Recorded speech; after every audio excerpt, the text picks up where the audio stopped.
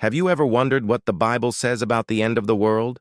It's a topic that has fascinated people for centuries, filled with mystery, prophecy, and profound questions about our ultimate destiny.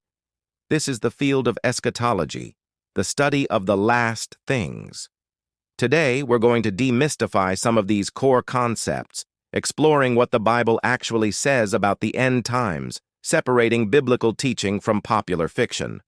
So, grab your Bible, and let's dive into one of Scripture's most compelling subjects. First, let's talk about the signs of the times.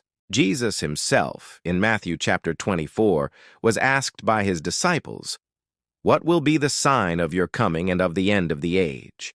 He responded by describing a period of increasing turmoil.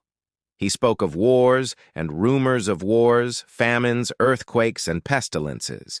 It's important to note he called these the beginning of the birth pains. This imagery suggests not just isolated events, but an intensification of global distress, like contractions before a birth.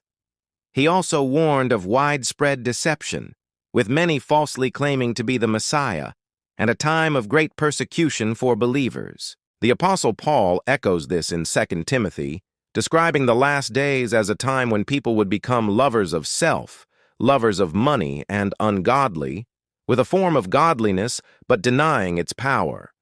These signs aren't meant to be a checklist for us to predict the exact date, but rather a call to be spiritually awake and discerning. This leads us to one of the most talked about figures in end times prophecy, the Antichrist. The term itself is found in the letters of John, referring to anyone who denies that Jesus is the Christ. However, prophecy, particularly in the books of Daniel and Revelation, speaks of a specific, powerful individual who will rise to global prominence in the last days.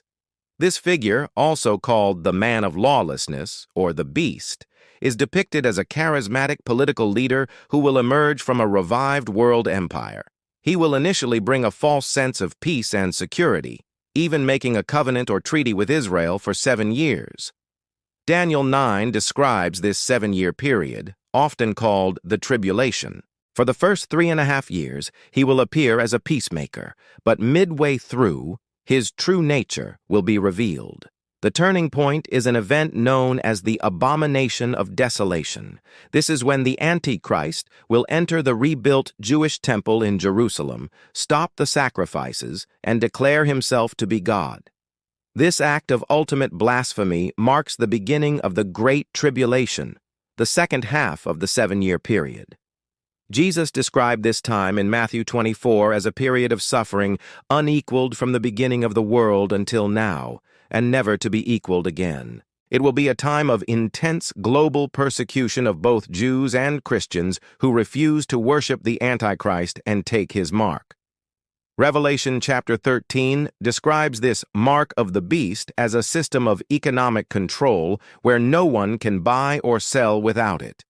This period will see God's judgment poured out on a rebellious world through a series of catastrophic events, often symbolized as seals, trumpets, and bowls in the book of Revelation. So, where are the believers during this time? This is where the concept of the rapture comes in. The word rapture isn't in the Bible, but the idea comes from a Greek word, harpazo, used in 1 Thessalonians 4. It means to snatch away or to be caught up. Paul describes a moment when the Lord himself will descend from heaven, the dead in Christ will rise first, and then we who are alive will be caught up together with them in the clouds to meet the Lord in the air. It's a promise of a sudden, glorious rescue for the church. Now, there is healthy debate among Christians about the timing of the rapture in relation to the tribulation, whether it happens before, pre-tribulation, in the middle, mid-tribulation, or after, post-tribulation. Each view has its scriptural arguments, but the core promise remains. Believers will one day be united with Christ. For many who hold the pre-tribulation view, the rapture is the event that removes the church from the world, allowing for the rise of the Antichrist and the beginning of the 7-year tribulation. Following this period of immense turmoil comes the glorious return of Jesus Christ, known as the Second Coming. Unlike the rapture, which is described as a secret, instantaneous event for believers, the second coming will be a visible, triumphant, and public spectacle for the entire world to see. Revelation 19 vividly paints this picture. Heaven opens, and Jesus returns on a white horse, not as a humble servant, but as the King of Kings and Lord of Lords, leading the armies of heaven. His purpose is to judge the nations, defeat the forces of the Antichrist at the Battle of Armageddon, and establish his kingdom on earth. Zechariah 14 says that on that day, his feet will stand on the Mount of Olives in Jerusalem, the very place from which he ascended. This event marks the end of the tribulation and the final defeat of evil's reign on earth. After the second coming, the Bible describes a period of 1,000 years, often called the millennium. Revelation 20 tells us that an angel will seize Satan and bind him in the abyss for these 1,000 years, so he can no longer deceive the nations. During this time, Christ will reign on earth from Jerusalem. It will be an era of unprecedented peace, justice, and righteousness. Nature itself will be restored, as Isaiah 11 poetically describes the wolf living with the lamb. Those who were martyred during the tribulation, along with the saints, will be resurrected to reign with Christ. This millennial kingdom is the fulfillment of God's promises to Israel and the demonstration of his perfect rule over all creation. It's a literal physical kingdom on earth, where the Lord's prayer, "Your kingdom come, your will be done, on earth as it is in heaven," finds its ultimate earthly fulfillment. But what happens after the 1,000 years? Revelation 20 says that Satan will be released for a short time and will deceive the nations one last time, gathering them for a final rebellion against God. This final uprising is swiftly and decisively crushed by fire from heaven. Following this, we come to the Great White Throne Judgment. This is the final judgment for all the unrighteous dead of all ages. John describes a scene where the dead, great and small, stand before God's throne. The books are opened, including the book of life, and people are judged according to what they had done.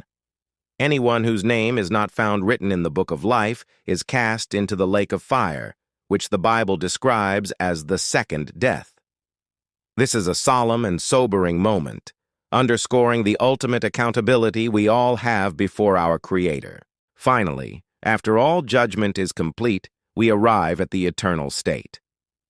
John's vision in Revelation 21 and 22 is breathtaking. He sees a new heaven and a new earth, for the first heaven and earth had passed away.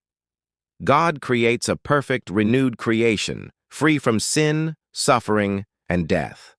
The centerpiece of this new creation is the New Jerusalem, a holy city coming down out of heaven from God, prepared as a bride for her husband. The most beautiful promise of this eternal state is found in Revelation 21:3. Behold, the dwelling place of God is with man. He will dwell with them, and they will be his people, and God himself will be with them as their God. There will be no more tears, no more death, no more mourning, crying, or pain. We will see God face to face and dwell in perfect fellowship with him and with all the redeemed for all eternity. This is not just an ending, but a glorious new beginning. So why is studying the end times so important?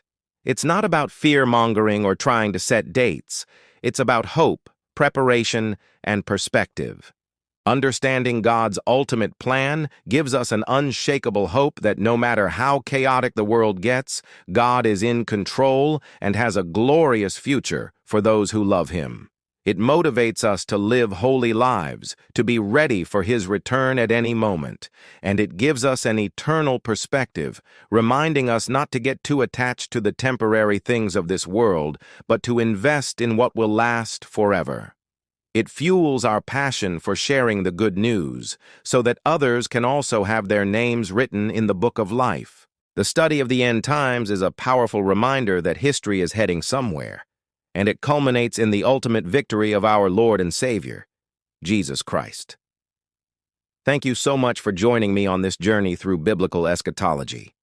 I know we covered a lot, and there's so much more to explore. If this sparked your interest, let me know in the comments what you'd like to learn about next. Don't forget to like this video, and if you haven't already, subscribe to the channel for more deep dives into the Word of God.